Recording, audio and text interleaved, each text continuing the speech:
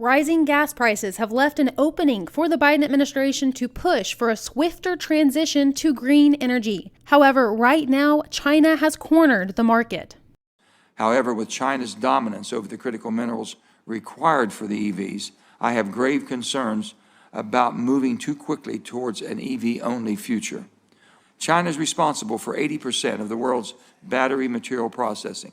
Lawmakers have raised concerns about China's human rights record. The Chinese Communist Party uses forced labor. There's also a national security issue. Lawmakers on Capitol Hill are now trying to find ways to ramp up production in America. Senators Manchin and Risch today introduced a bill to promote American nuclear energy without relying on China and Russia. These two countries currently dominate the international nuclear energy market. And Senators Marco Rubio and Cindy Hyde-Smith introduced a bill to develop rare earth manufacturing centers in the U.S. As we've noted, we don't have many of those critical manufacturing industries today. They exist entirely in Asia. To support more U.S. production, Manchin calls on environmental groups to get on board and stop filing lawsuits, which can block a new mine from operating for up to 10 years. But extracting minerals are only one piece of the puzzle. Right now, one of the deficits in the critical mineral space is that no matter where those minerals are extracted, much of that goes to China for processing. And so the more that we reshore processing, the more we can sustainably provide manufacturers here a base for their critical mineral needs. He lists a number of companies that are working towards processing minerals. President Biden's goal is to make half of all U.S. vehicles electric by 2030. But how long would it take to get there? Experts in the industry have varying responses.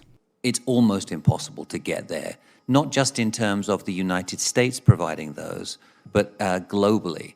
Our effort is to develop a circular economy for electric vehicles and electric vehicle batteries by the 2040, 2050 timeframe. We see a pathway where we can domestically source all these key critical minerals for millions and millions of EVs a year in just a few years. And many in the clean energy field have said that President Biden has taken a crucial step toward producing green energy products here at home by invoking the Defense Production Act. But some critics are skeptical that this action will have the intended effect. So we'll see in the time ahead if President Biden's latest action here does make a splash in the green energy market. Reporting in Washington, D.C., Melina Weiskup, NTD News. A Proud Boys leader pled guilty today on charges related to the January 6th Capitol breach. He pled guilty to conspiracy to obstruct an official proceeding, as well as other charges. According to the Justice Department, Charles Donahoe knew at least 1 or 2 days prior to January 6th that some members were talking about the possibility of storming the Capitol. The conspiracy charge alone could carry a sentence of 20 years. The case is being prosecuted by the U.S. Attorney's Office for D.C. and the Justice Department's Counterterrorism Section. As part of a plea deal, Donahoe agreed to cooperate with authorities. 3 weeks ago, President Zelensky made a plea to the U.S. Congress to help close the skies over Ukraine. And today, a major development unfolds as the U.S. announces cooperation with another NATO country to send Ukraine some unprecedented air defense aid. NTD's Iris Tao has more. The U.S. is repositioning an American Patriot missile system to Slovakia. That's in return for the NATO ally donating an S-300 air defense system to Ukraine. And the announcement that we're going to be providing a Patriot battery inside Slovakia tells you how seriously we take our Article 5 commitments inside NATO and the alliance. Slovakia is the first to send an air defense system to Ukraine. Confirming the news on Friday, President Biden thanked the country and wrote that the U.S. reposition of the Patriot system will enable this transfer and ensure the security of Slovakia. Thank you. The move echoes President Zelensky's plea for countries to help defend Ukraine's sky by either imposing a no-fly zone or delivering air defense systems. Meanwhile, the latest aid follows reports that Russian troops bombed a Ukrainian train station, killing dozens. Russia said its forces were not involved in the strike, but the Pentagon on Friday said Russia's claims were unconvincing. This was a Russian strike, and that they used a short-range ballistic missile to conduct it. And with an apparent focus of invasion shifting to eastern Ukraine, the Pentagon said it will continue providing assistance that fits Ukraine's needs.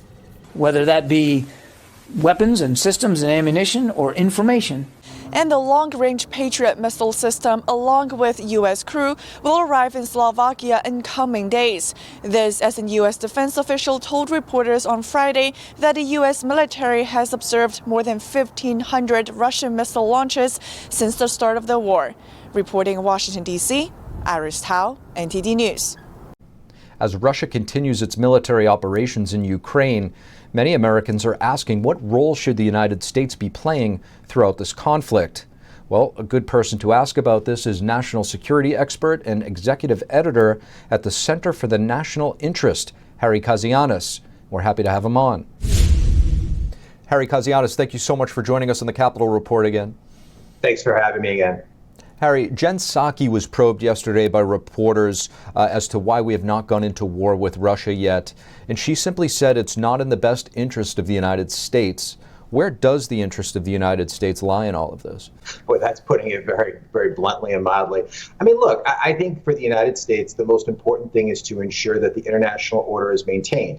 And I know that's sort of a wonky term, but to ensure that the United States has free flow of commerce, that its citizens are protected, that the country essentially is surviving, and not only surviving, but thriving. So that means the United States does not want to see a Russia-Ukraine war become World War III. I've literally fought those wars in scenarios. I can tell you every time it becomes a nuclear war, and actually the latest one I did, I'll give you a quick preview, 3 billion people died in that war. So the body counts get worse depending on how much Russia and NATO engage. So what Jen Psaki said is correct, and I think what she's trying to do is not go down that sort of World War III talk because it freaks people out, but I think what the United States is trying to do long term is to ensure Ukraine can protect itself, can ensure that the state is viable, that Vladimir Putin just doesn't scoop it up, but to also ensure that Russia doesn't try this again in the Baltics, Moldova, Transnistria, maybe make another play for Georgia. So reinforcing that international order, again, wonky, but that is the key. Now, what do you say to the people out there that are, and there are many that are calling for war, and what do you make of that mentality? It's suicide. I think it sounds sexy in terms of, getting page views on web pages and getting big headlines on MSNBC or CNN. But for those of us who have studied this issue, studied nuclear war, that would be might be the end of human civilization. I mean, the Russians have almost 6,000 nuclear warheads. We have a very similar number.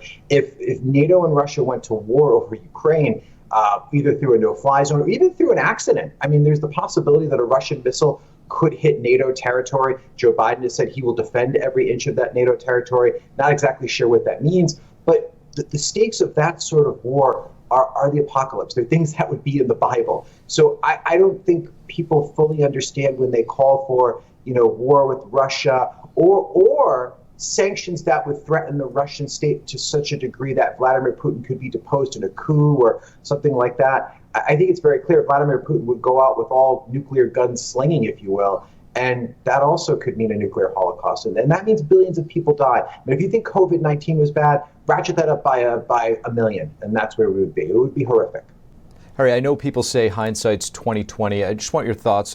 There's some school of thought from military experts that had NATO, European allies, the United States provided Ukraine with more MiGs, drones, javelins before, as they saw Russia building up troops, that this may have been a deterrent. Do you think that would have been a deterrent, or could it have made things worse? Look, I think really this goes back to the Obama administration back in 2014 when Russia cleaved off a part of Crimea and parts of Ukraine.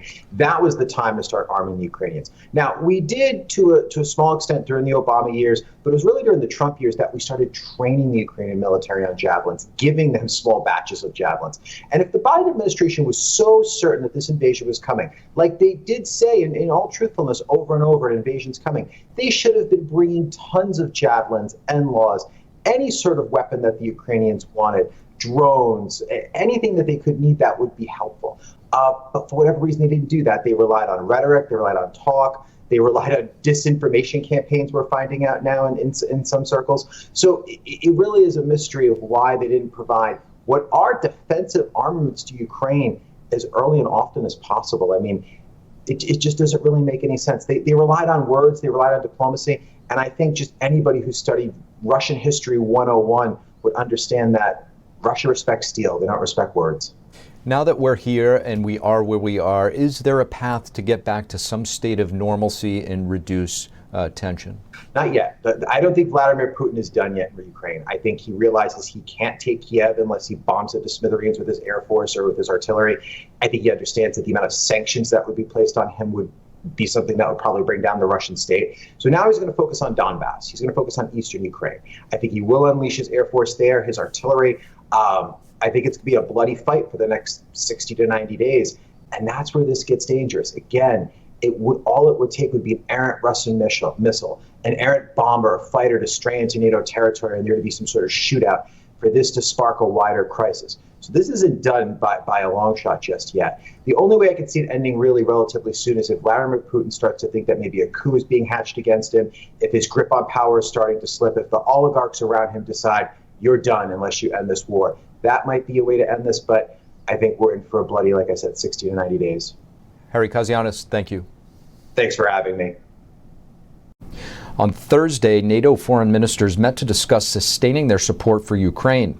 Secretary General Jens Stoltenberg spoke for the first time about countering China as the regime fails to condemn Russia's attack on Ukraine. We have seen that China is unwilling to condemn Russia's aggression, and Beijing has joined Moscow in questioning the right of nations to choose their own path. NATO is now considering China a more serious threat. And for the first time, it must also take account of how China's growing influence and coercive policies affect our security. He said this new threat made unity more important. NATO allies have agreed to cooperate more with Australia, Japan, and other allies in the region as part of their strategy to strengthen the alliance.